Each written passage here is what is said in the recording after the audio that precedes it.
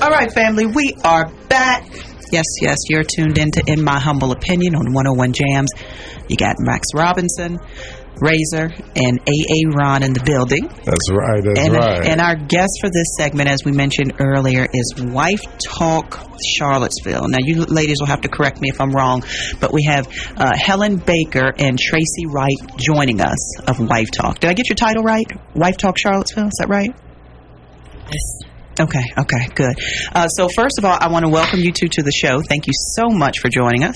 Thank you for having us. Absolutely. So let's give the rundown, because people can assume a lot of things about what Wife Talk means. So if you would just explain to us a little bit about your organization. Okay, so Wife Talk is a non-profit organization. We're here to uplift, encourage, inspire, and support wives nationwide. Okay. All right. So is that by, how do you do that, though? Do you have different events, or? So we do that a couple of ways. So we have local chapters, like we have our Charlottesville chapter, but there's also chapters in different states. So each month what we try to do is get together, and it's called like a self-care event for wives. Okay. And we host events for the wives, and we get together, fellowship. It could be at the bowling alley, restaurant. Each month we do a different type of event. Okay. And I'm sorry, you're the president of the Charlottesville chapter, right? I'm the state director, Virginia State Director. Okay, you don't have to get loud. She corrected you pretty good. Get my title right. For those of you that don't know, me and the state director of Wife Talk went to high school together, so a little bit of history.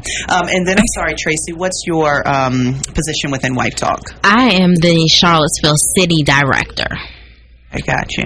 All right, so different type of events where you guys come together. And then, Tracy, you had mentioned earlier that we also needed to specify that it was for engaged wives as well. Absolutely. So not just wives, but engaged women as well. Yeah. We want to encourage our engaged women as well as our wives, because we want them to stay married. Okay. So what type of things, when you guys come together, what type of things you talk about? Oh, we talk about an array of things. We talk about anything that a married woman or a woman that's about to be married would want to talk about. We talk about how to stay married. We talk about different situations in marriages, how to handle conflict, effective communication. I try to let the wives lead the conversation, especially on our Facebook page. I ask all the time, please let me know what you want to talk about, because I don't want to be the only one talking, so we try to lead it. Now, when you say engaged, like, there's different degrees of engaged. So what? Are we actually planning a wedding, or people are engaged for 20 years and never actually going to get married? Well, hopefully if you are engaged, you are going to get married. I don't necessarily recommend a 20-year engagement, but definitely you have your ring. You are planning, you are talking with your family and getting ready to get married. Okay. So you come, I guess, for a place of encouragement, and you also come when just to have the support of other wives to talk about the similar things that you go through. Yeah. Okay. Can I just add on to that? Sure. That's one of the good things about Wife Talk, because there's always a sister in the tribe. Whatever you might be going through, there's somebody that's either been through it or going through it that can help encourage and inspire you and uplift you. So you have a question? Go ahead, Razor. Yeah, let a husband jump up in here real quick. So what do you tend to find is the most common denominator problem for a wife when she first gets involved with y'all? I would say communication and finances. Definitely. Are the two biggest. As in problems they're trying to fix, or problems that break up families? Both. And how do you, if I were to sit down with one of your girls and be like, these are the problems I'm having, how do you walk them through how to make that situation better? Well, one of the ways is we have 5 pillars of Wife Talk. we have financial support services. We have military support services. Tracy, help me out. Widows Rescue, health and wellness, fitness and wellness, and mental wellness as well. Yes. Okay. So, and then it's Wife Talk University. Now, you can go to Wife Talk University right now. There is plenty of ongoing courses that will walk you through, like financial support services. That's pretty good, yeah. Because a lot of times we don't like to do the work, or we just assume we got it or we'll figure it out, versus going somewhere where we can actually, get some type of guideline to go by to make your relationship a better one. I think Aaron has a question for you. Ladies, I appreciate you guys being here. One of the observations that I've seen is that it seems that people get excited about relationships and they get excited about getting married, but it seems that I don't know if people are asking enough questions before they get to that point. Getting really, really deep in. I heard somebody say that you need to raise a 400 questions before you say, okay, I want this person to be my partner. And somebody said that's too many. And I said, well, what is too little? So what do you ladies think about relationships now? Because obviously you guys being in Wife Talk, you see couples that make it, but you also see couples that don't. Right. And it always seems like when the couples that don't make it, I didn't know this, I didn't know that, I didn't know she was crazy, I didn't know he was drinking. Even though those y'all laughing, but I'm serious. Can you guys just say a little bit about communicating up front and asking a lot of questions before you guys decide to make that commitment as one? Definitely. I encourage communication. You have to sit down and you have to talk with honest communication with your spouse. You have to sit down and have a conversation. I also encourage premarital counseling as well, because sometimes you need that third party there. Does it have to come from do you recommend it come from the church? Because that's where a lot of us go when we're ready to get married or think we are. Well, I'm going to tell you, I am a Christian, and I did have premarital counseling with my pastor. If you do not have a pastor, you can get premarital counseling from a counselor in the community, and we can help you with those resources also. I want to say, I look at it like an application. You need to see, does he qualified? Does he have a job? Brothers too now. Absolutely. Does he have a job? You got to ask all these questions up front. And I think a lot of times people's expectations of who they're talking to or he got potential. Don't marry. Remember that back in the 90s? He got potential. I think their expectations aren't realistic. A lot of people's expectations. That's why a lot of things don't work out. Can you go back? Can you go into that a little bit more, like specifically? The give expectations. Us some Okay, so say like I'll just be real for myself. Please my do. expectation. For my husband, when I got married, I thought that he was going to come, he was going to sweep me off my feet, and everything was going to be fine. He was going to rescue me. Newsflash, it didn't work. You understand what I'm saying? My expectation of him was not real, and I had to see that, and I had to deal with it, and just love him for who he is. You can't go trying to change a man. So let me ask you this: how long do you guys suggest that two people get to know each other or date before they decide to make that commitment of marrying one another? When you get to that point where you stop engaging with their representative and learn the real person. Is it a time limit, or is it a certain amount of things that have to be shown? Somebody can keep up their guard for that long. I'm gonna be honest with you. I don't know if there is a time limit or not, because it's different for everyone. I know people that were only seeing each other for 2 weeks, and then they got married, and they've been married for years. So I don't know if there's a time limit, but me personally, when I was engaged for a year. And then, of course, I said I went to counseling. So, and then even still after that, there was still, after I was married and wedding was over, we had a good time, there were still things that I didn't know. Exactly. So there's always going to be something that you didn't know and that you didn't talk about premarital.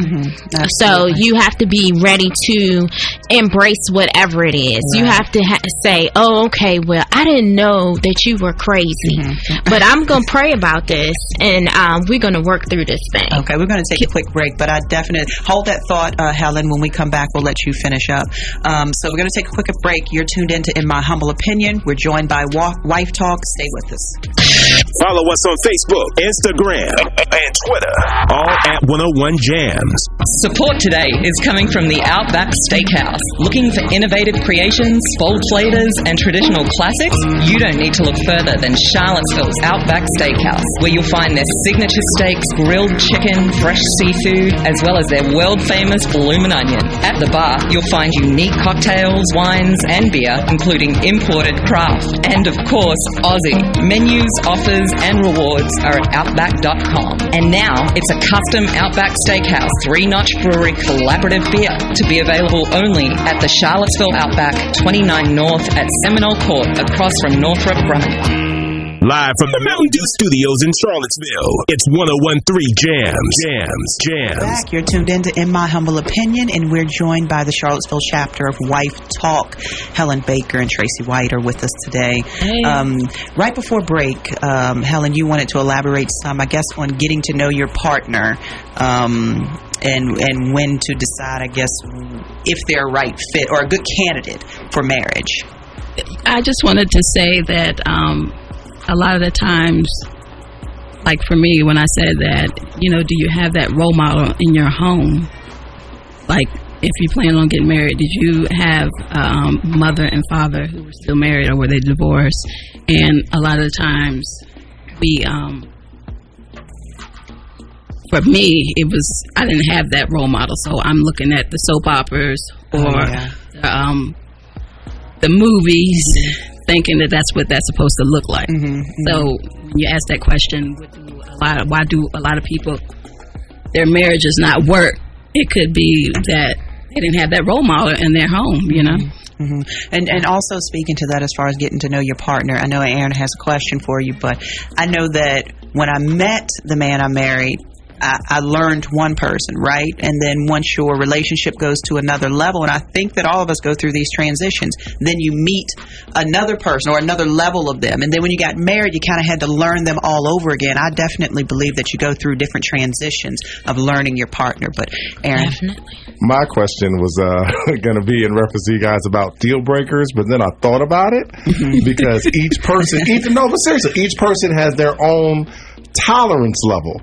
Is that something that you guys talk about in your meetings, like some things that women will tolerate and that they won't tolerate? Look, we don't bash. Wait, you say can't read? Oh, Lord. We don't. Look, in the Wife Talk, we don't bash our husband. Amen. We don't do any of that. It's strictly, when I tell you it's a bunch of group of women, there's no drama. It's like, sister, do you need me? Do you need me to pray for you? What you need? It's that type stuff. Right. So you telling me there's nothing somebody could come and tell you, and you say, "Oh Lord, you need to get some grits, hot water for this." You know what I'm saying? That's what you're telling me. We do not bash our husbands. Yes, ma'am. So you go for positive advice. This is what he did. We do. Now it may be a oh Lord, but it might not. It's not gonna be go get the grits and go bash him over his head. It might be a oh Lord, sister, I need to pray for you right now. But we have a question for y'all that came in. Okay. This person wants to know, wanted to ask, when the spouse changes, and what do you advise? Do they work out versus to leave? So how do you balance that? So I guess that goes with the oh Lord.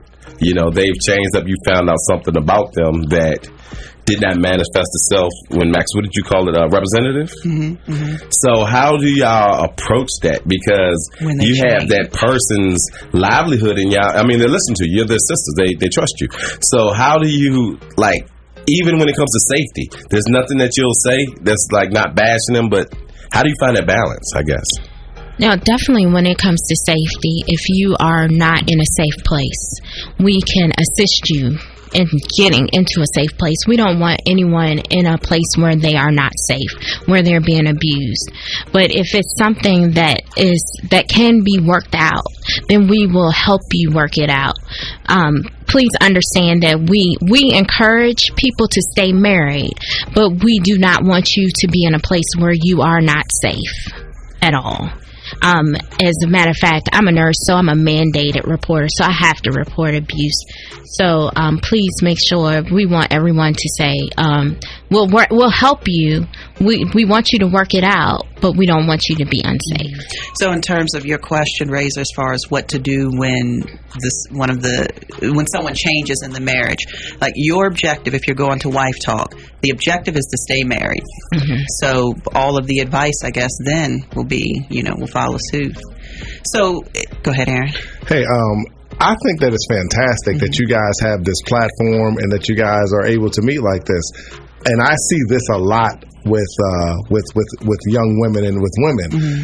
Razor and I think he'll agree with me. I don't see a lot of these sort of platforms for husbands to communicate openly and honestly about what's going on. I was even just having this conversation with a friend of mine, and it was just like, hey, bro, if you're having problems with finances, you need to be real.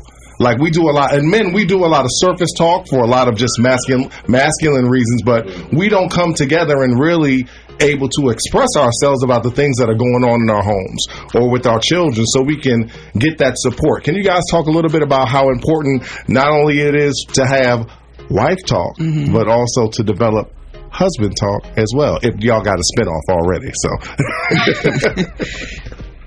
oh, wow. Well, currently we do not have a spinoff. Okay, we do not have a husband talk. I'm here for you. And we're not saying that cannot happen. It is very important for husbands to be able to get together and talk about what's happening for real. This is what's for real happening in my life. So hopefully, maybe that is something we can look into, and we can help facilitate that. Because right now they're probably sharing what they think about their marriage in places like the barbershop, and you may not exactly be getting advice to say, like to keep the marriage, intact. No, all jokes aside, women, I have to commend you, just like Aaron said. Y'all can do that. Y'all can actually put it all on the table and say, I don't like my situation. This is what it is. I need help. Y'all feel comfortable doing that? No, we're going to lie. We're going to lie. Even amongst each other, y'all don't feel comfortable? No, we're going to lie. We're going to lie. Because the second that we think we see weakness coming out of the other guy's eyes, like he looking down on us, mm-hmm. we'll go exit stage left in a heartbeat. That's so just. Then where do you go then to, in this type of situation, make sure your marriage works out? Some people go to the bottom of the bottle. Mm-hmm. Some people go to sleeping with a lot of women. Mm-hmm. To some people, am I lying? You telling me absolutely. There's some men go to beating on the woman because y'all need a husband talk fast. No, we need intervention. Terrible, but that's the truth behind it though, because a lot of men don't know how to deal with their feelings. So the first thing they do is take it out on the person that they're closest to, aka the woman. And the other thing is that you actually have to be in a room or be in a presence of men that are really going to be honest and hold you accountable. Mm-hmm. And also, those men are acting to be good husbands themselves. Right. That's the other thing. Yeah, you might have a bunch of husbands around, but if all of them are just being jerks, they're gonna be like, well, hey, shoot, this is what I do, bro. You might as well follow my lead. Gotcha. That may not be the lead that you want to follow. Mm-hmm. So it's also like these women are saying, I don't care if it's godly men or just men with high moral character, having those kind of groups and having those kind of people the same way that you guys, it's extremely important, because you have to look at some of the images that we see. Mm-hmm. I don't see a lot of images of black males that I would say, particularly I'm just talking about in media, I want to be like that. Mm-hmm. I want to do this. And just because you go to a church does not, I'm a Christian, but I do understand that just because a person has claimed Christ as his Savior does not mean that he should be pastoring over your marriage. Mm-hmm. That's experiences. That's why I have the question, because not everybody thinks right. If you married your childhood sweetheart and y'all been together, I can't come to you if I didn't marry this, what's the word, a loose woman is what grandma used to call it. You can't tell, or a loose man. You know what I'm saying? What can you tell me when you ain't? You know what I'm saying? Like it don't fit. So girl, I need to cuss in front of the pastor. I don't know if I can cuss in front of my pastor. All right. You know, can I just say this? Look, she said, "I am the guest." Can I say something, please? Go ahead. That's why it's important that you have these outlets, and everybody always got to say, "Well, we got to be in church. We got to be." The work is outside the church. Absolutely. Definitely. So that's one good thing about Wife Talk. You know, we get together and the work is outside the church. And I would say that I didn't realize how important this was until I really started impacting wives. You know, you're impacting wives, their lives. And when I hear somebody say, if it wasn't for Helen, then I wouldn't have made it through the situation, then I know I've done my job. That's good stuff. All right, so right before we go, ladies, so I visited your Facebook page and I see that someone asked the question of what does submission look like? So I figured I'd put you on the spot and talk to the wives or engaged women out there. I'm going to look at them when they answer this. So, wait, Tracy, can I just say one thing? A lot of people think the submission is like an Ike and Tina type thing. That's not what it is. Cake anime. Go ahead, Tracy. Okay, so that was definitely one of our questions of the day that I posted, and I just wanted to know where wives are with that word, because I remember the first time I got married, submission was a whole cuss word. Submission? What? I gotta do what he tells me to do? Are you crazy? Hey, but isn't that a hard thing for our ethnic group? Yes. As in, you know, because I'm just being honest. Y'all are three beautiful black women, but I'm just being honest.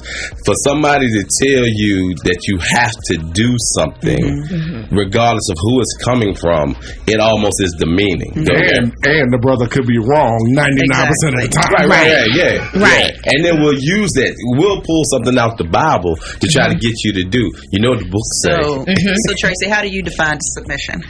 So I define submission as a total respect for your husband, respecting your husband, you know, just being mindful of what you say and how you say it. It's hard for me to define submission because I'm still working on it myself also. You know, you have to be respectful and talk like you have some sense to your husband, and be willing to hear what he has to say about a situation. A lot of men will use that scripture. They will say, "Oh, you're supposed to submit to me," but right after that there's a comma. It also says, "Husbands, submit unto your wives." So there's a mutual respect. Use a comma in my life. Put some spec on it. Exactly. I was actually reading a book, and it was saying that that's what a man wants is respect. That's pretty accurate. All right. All right, ladies. Well, let everyone know how they can join your group, how they can get in touch with you for support, you know, what have you. Give them the rundown. So you can join our group. You can go to our Facebook page, Wife Talk Charlottesville, Virginia, and you can ask to join our group. And, of course, we will definitely love to have you. And then you can get in touch with us on our personal Facebook pages as well. Helen's is under Helen Daniels Baker, and mine is Tracy White. And you can inbox us any type of questions. We do not tell people's business. So if you have a question and you inbox it to us, we will make an anonymous post so our wives can weigh in on it, but no one will know that it is you. All right. Well, thank you so much for your time. We appreciate your great conversation. Yes. And we hope to have you back. Thank you. Thank you for having us. Keep doing the great work. Thank you.